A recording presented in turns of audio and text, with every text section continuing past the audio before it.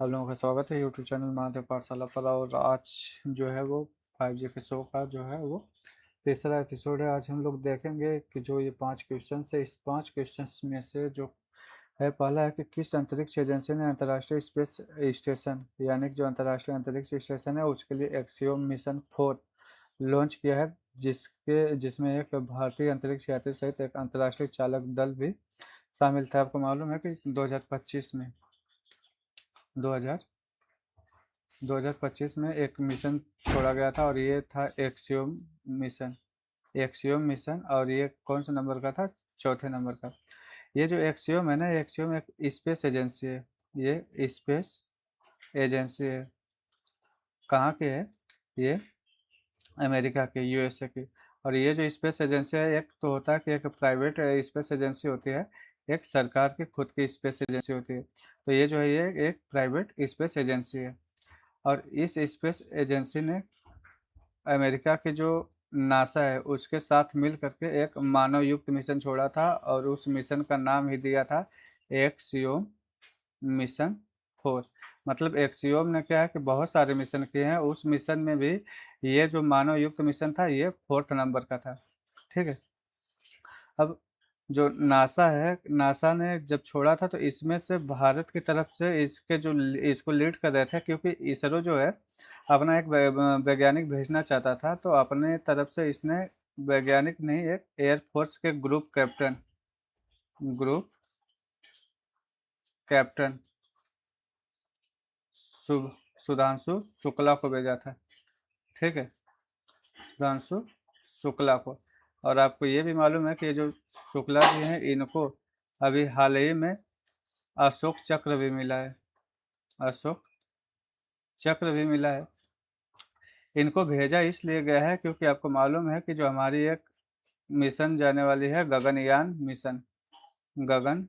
Mission. और ये जो मिशन है ये इसरो की तरफ से जाएगा, इसरो इसे लीड करेगा और इसरो भी इसमें अपना जो है मानव भेजेगा।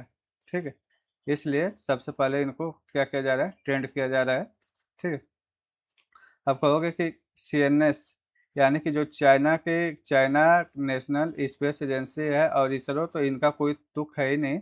वैसे भी जो चाइना, जैसे आपको मालूम है कि जो आईएसएस यानी कि इंटरनेशनल स्पेस स्टेशन ये है, ये ऑलरेडी सन 2000 से ये क्या कर रहा है? काम यहाँ पे कर रहा था।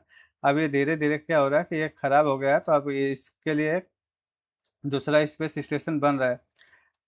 अब ये जो स्पेस स्टेशन है इसको हटा करके चाइना क्या काम किया कि चाइना खुद का अपना एक स्पेस स्टेशन भी छोड़ रखा है। और उस स्पेस स्टेशन का नाम क्या है?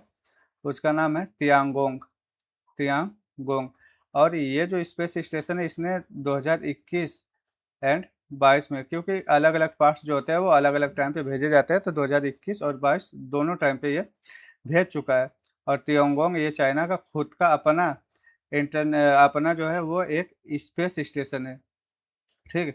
अब कहोगे कि चाइना के पास कौन सा स्पेस पोर्ट है? तो वहाँ पर एक जिकुआन करके जिकुआन करके एक स्पेस पोर्ट है। और ये जो स्पेस पोर्ट है ना, ये चाइना का जो गोबी मरुस्थल है, चाइना के पास में जो गोबी मरुस्थल है वहाँ पर ये स्पेस स्टेशन है। जब भी चाइना को कोई बड़े मिशन यानी कि बड़े रॉकेट को प्रक्षेपित करना रहता है या कोई मानव युक्त मिशन अगर भेजने रहते हैं, उस टाइम पे चाइना इसी पोर्ट का इस्तेमाल करता है। याद रखिएगा, ये चाइना का सबसे पुराना, या आप यूं कह सकते हैं कि ये चाइना का सबसे पहला स्पेस पोर्ट भी है ये। देखिए, जब एक्सियोम मिशन छोड़ा जा रहा था ना, एक्सियोम मिशन 4 जब छोड़ा जा रहा था तो उसके आगे एक कैप्सूल लगा था और इस कैप्सूल का नाम था क्रू। ठीक है। ये क्या है? ये जो कैप्सूल है इसी में ये जो चारों लोग हैं ये बैठ करके गए थे। और रॉकेट का नाम क्या था? क्योंकि आपको मालूम है कि ये जो क्रू दिखाई दे रहा है ये जो है इसको कहते हैं पेलोड। और ये जो पेलोड होता है यही आपका कहाँ पे जाता है? पेलोड में जैसे हो सकता है कि पेलोड में सैटेलाइट भी हो सकती है, और कोई मानव युक्त मिशन अगर है तो इसमें इंसान भी हो सकता है। ठीक है, इंसान भी हो सकता है। तो जब हम रॉकेट छोड़ते हैं तो रॉकेट में दो चीज़ें होती है, एक पेलोड होता है और बाकी का जो होता है रॉकेट होता है। तो रॉकेट जो होता है उस रॉकेट का नाम जो था वो फाल्कन, फाल्कन 9 था। और ये जो फाल्कन 9 है, आपको मालूम है कि इसको बनाने वाली जो कंपनी है उसका क्या नाम है? वो एलन मस्क की कंपनी है, ठीक है। क्या नाम है? Space x. तो आई होप कि इतना आपको क्लियर हुआ होगा। ये मिशन कब गया था? 2025 में गया था। कब? जून में। ये चीज़ें याद रखेगा। सुधांशु शुक्ला को मिला है अशोक चक्र। अगला सवाल है कि भारतीय भू वैज्ञानिक सर्वेक्षण यानी कि जिसे हम बोलते हैं जीएसआई की पहली महिला निदेशक यानी कि जो डीजी बनी है, डायरेक्टर जनरल बनी है, वो बनी है वर्षा अशोक अगलावे। बाकी जो ऑप्शंस दिए गए हैं वो जो है आपको भ्रमित करने के लिए वर्षा अशोक अगलावे। ये जो जीएसआई है ना, ये बहुत सारे काम करता है। जैसे कि अगर मान लीजिए कहीं पे भूस्खलन हो जाता है तो वो भूस्खलन जो है वो क्यों हुआ है उसकी जांच करने के लिए जो मैप निर्धारित की जाती है, उस मैप को भी ये भारतीय भूवैज्ञानिक सर्वेक्षण यही निर्धारित करता है। तो इसकी पूरी इतिहास अगर इसका उठा करके देखें, क्योंकि उस जीएसआई जो है वो 1851 में बन करके तैयार हुआ था, यानी कि ये अंग्रेजों के ज़माने से चला आ रहा है। और अभी तक पहली बार ऐसा हुआ कि कोई महिला इसका क्या बनी है? डायरेक्टर जनरल बनी है। आप कहोगे इसका मुख्यालय कहाँ है? तो इसका जो मुख्यालय है वो निकल करके आता है आपका ये जयपुर में। और इसके टोटल 6, टोटल कितने? 6। कौन कौन से रीजनल कार्यालय भी हैं? इसके टोटल के कितने रीजनल कार्यालय हैं? इसके टोटल 6 हैं। उन 6 में से एक है लखनऊ, कहाँ पे? उत्तर प्रदेश में। दूसरा है जयपुर, कहाँ पे? राजस्थान में। तीसरा है नागपुर, कहाँ पे? मुंबई में। चौथा है शिलोंग। पांचवा कहाँ पे है? ये हैदराबाद। और छठा कहाँ पे है? कोलकाता। ये इसके क्या है? ये रीजनल सेंटर है, ठीक है। तो आई होप कि आपको जो है इतनी चीज़ें क्लियर हो गई होंगी।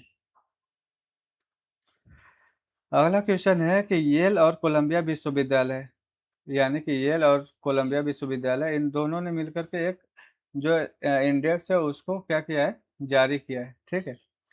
और इसमें बोला जा रहा है कि कौन सा देश ऐसा है जो पहले स्थान पर आ रहा है और कौन सा ऐसा देश है जो सबसे लास्ट आ रहा है, यानी कि भारत का इसमें स्थान क्या है वो पूछा जा रहा है। देखिए, सबसे पहले तो ये समझ लीजिए कि येल और कोलंबिया विश्वविद्यालय इन दोनों ने मिल करके इस रिपोर्ट को प्रकाशित किया और इस रिपोर्ट का जो नाम दिया गया है वो पर्यावरण प्रदर्शन सूचकांक दिया गया है। जब 2026 में ये आता है तो टोटल 177 जो देश है उनकी लिस्टिंग की जाती है और उसमें देखा जाता है कि यार पर्यावरण की दृष्टि से अगर देखा जाए तो कौन सा देश मतलब अच्छा कर रहा है, कौन सा देश ऐसा है जो ज़्यादा कार्बन उत्सर्जन कर रहा है, कौन सा ऐसा देश है जो ज़्यादा पेड़ों की कटाई कर रहा है। और बहुत सारे डेटा है। आप मतलब आपके देश में कितना जो वायु की गुणवत्ता है वो किस टाइप की है, इन सब पहलुओं को ये माप तौल करके फिर उसके बाद ये रिपोर्ट प्रकाशित की जाती है। जो वर्ल्ड बैंक है, जो डब्ल्यूएचओ है, और जो परमाणु ऊर्जा की जो सूचकांक जारी करते हैं, उन सभी देशों से ये डेटा ले करके, क्योंकि ये खुद जो है विश्वविद्यालय नहीं जाते किसी देश में ये सब मतलब मापने के लिए या नापते हैं कि हाँ आपके देश का जो वायु है वो कैसा है, ऐसा नहीं कहते। ये जो रिपोर्ट होती है, जो थर्ड पार्टी से रिपोर्ट लेते हैं उसी को एनालाइज करते हैं। एनालाइज करने के बाद ये रिपोर्ट प्रकाशित करते हैं। तो टोटल 177 देशों का ये डेटा लेते हैं। उन 177 देशों का जब डेटा ये लोग एनालाइज करते हैं तो जो पहला स्थान देते हैं वो देते हैं एस्टोनिया को। किसको देते हैं? एस्टोनिया को। उसके बाद सेकंड लास्ट जो देते हैं यानी कि 176वां जो रैंक आती है वो किसकी आती है? भारत की, ठीक है। और सबसे लास्ट में जो आता है वो लाओस आता है, लाओस। और लाओस का स्थान क्या है? 177। तो ये चीज़ें आप याद रखिएगा कि टोटल कितने देशों की गणना की गई है। 177 देशों में भारत जो है वो 176वें नंबर पे है। और ये हर 2 साल पे, यानी कि अभी 2026 में आ गई तो अब कब आएगी? 2028 में ये प्रकाशित होगी, हर 2 साल पर निकल कर आती है। अगला सवाल है कि भारतीय नौसेना में शामिल की गई जो देश की पहली स्वदेशी परमाणु सशस्त्र पनडुब्बी है, यानी कि जिसका नाम है आईएनएस अरिहंत।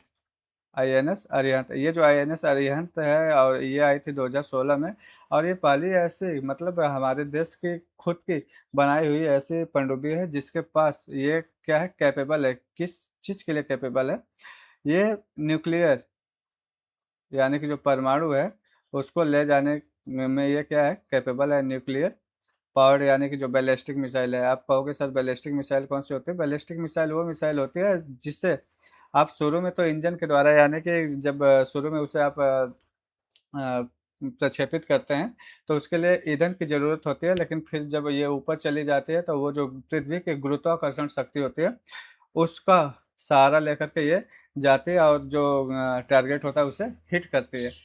आपको मालूम है कि एक बैलिस्टिक होती है और एक क्रूज होती है, और क्रूज जो मिसाइल होती है इसको चलने के लिए हमेशा इंजन की जरूरत पड़ती है, लेकिन बैलिस्टिक मिसाइल को नहीं पड़ती। ठीक है, ये शुरू में इंजन की जरूरत पड़ेगी, बाद में जो है वो आपका ऐसे जो गुरुत्वाकर्षण शक्ति होती है उसका यूज करती है। और ये जो है एक ट्राइड, यानी कि न्यूक्लियर ट्राइड जो बोलते हैं, न्यूक्लियर ट्राइड यानी कि परमाणु त्रय, परमाणु त्रय। परमाणु त्रय कहने का अर्थ ये है कि ये तीनों जगह के लिए सक्षम है, मतलब कि ये मिसाइल जो है ये हवा में भी मार कर सकती है, ये पानी में भी मार कर सकती है, और ये कहाँ पे, ये हवा में भी मार कर सकती है, पानी में भी मार कर सकती है, और भूमि में भी। तो ये इसलिए परमाणु त्रय, तो इस वजह से इसको जो आईएनएस अरिहंत है ये हमारे देश की जो है पहली परमाणु जो सबमरीन है वो है।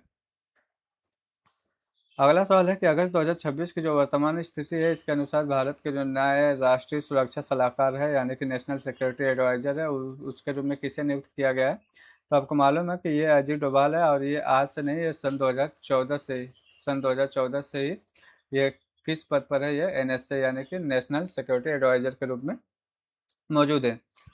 अब अभी जो निकल करके आया है कि जो एसीसी यानी कि हम जिसको बोलते हैं appointment committee of the cabinet, यानी कि कैबिनेट की एक कमेटी है जिसका नाम है एसीसी, क्योंकि जो हमारी कैबिनेट है, कैबिनेट के पास टोटल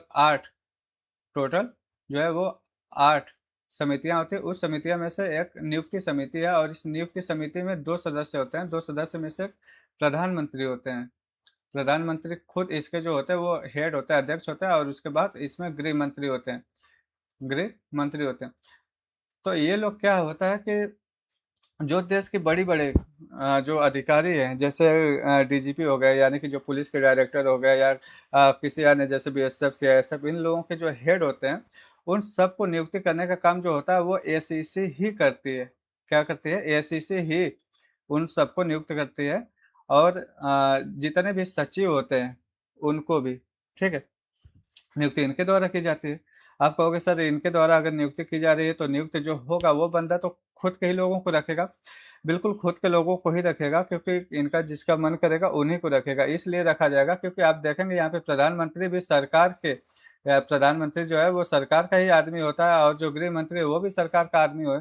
तो जब भी रखा जाएगा तो अपने आदमी को रखा जाएगा। तो आप कहोगे कि ऐसे तो मतलब जो प्रधानमंत्री चाहेंगे या गृह मंत्री चाहेंगे वही काम होगा, बिल्कुल वही काम होगा, क्योंकि आपको मालूम है कि ये जो सरकार जो होती है वो जनता के प्रति जवाबदेह होती है। तो मैं जब अगर जनता अगर इनसे जवाबदेही मांगेगी तो ये ऐसे व्यक्ति को रखेंगे ना कि जो ये काम बोलेंगे वो उस काम को करेंगे, तभी तो ये जवाबदेही दे पाएंगे। यानी प्रधानमंत्री कुछ और काम बोलेंगे और जो व्यक्ति नियुक्त हुआ है वो कुछ और काम कर रहा है, तो ये फिर जवाबदेही नहीं हो पाएगी, क्योंकि अगर वो उस व्यक्ति ने कुछ गलत किया तो जवाबदेही इनको ही देनी पड़ेगी। ठीक है, तो इसलिए ये लोग ऐसे ही व्यक्ति को नियुक्त करेंगे जो अपना खुद का बंदा हो। अब जो एसीसी है, ये एसीसी नियुक्ति नहीं करती, ये चीजें याद रखिएगा, नियुक्ति नहीं करती। ये क्या काम करती है? ये केवल रिकमेंड करती है। क्या करती है? रिकमेंड करती है। नियुक्ति कौन करता है? नियुक्ति करता है डीओपीटी, यानी कि जो सबको नियुक्त करता है, यानी कि पूरे भारत में जिसकी नियुक्ति है वो इसी के द्वारा की जाती है। इसको क्या बोलते हैं? Department of personal and training. ठीक है, कार्मिक एवं प्रशिक्षण विभाग है ये, इनके द्वारा किया जाता है। यानी कि मान लीजिए जैसे कोई ए व्यक्ति है और ये सेक्रेटरी है, ए बी सी और डी, ये ठीक है, ये 4 व्यक्ति हैं। डीओपीटी क्या काम करेगा, और मान लीजिए कि ये रक्षा विभाग है, ठीक है, रक्षा विभाग का सेक्रेटरी नियुक्त करना है।